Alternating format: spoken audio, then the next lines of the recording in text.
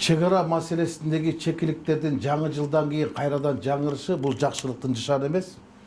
Дегеним азыркы өкмөт же болбосо биздин бийлик чегара маселесин чече албасына мен буга чейин көзүм жеткен. Азыр да айтам, бул мамлекеттик саясатка көз каранды эмес, бул мамилелик саясатка көз каранды. Мен таң калганым ушул болуп атат. Мына жаңы жылдан кийин эле биринчи чыр кайерден чыкты? Өзбек-кыргыз чегарасынан чыкты. Андан кийин казак-кыргыз чегарасына машиналар топтолду. Бир күндөн кийин тажик-кыргыз чегарасына кайрадан атышуу башталды.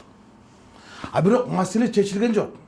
2 жылдан бери 2 метр жерди демаркация кыла албаган өкмөткө ишеним артыштын канчалык кажети бар?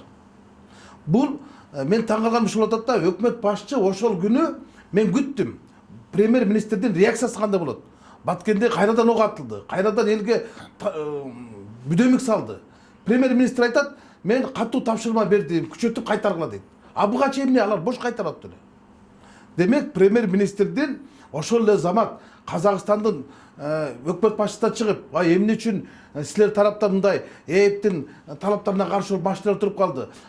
Тажикстандын премьер-министрине телефон чалып, кайрадан жаңжал башталды. Биз дагы мондон чараларды көрөбүз. Бул экинчи жолу силер тараптан чагым болуп атат деп мындай өктөм айтканга да өзбек-кыргыз чегарасы боюнча чыр чыкты, премьер-министр чыккан жок.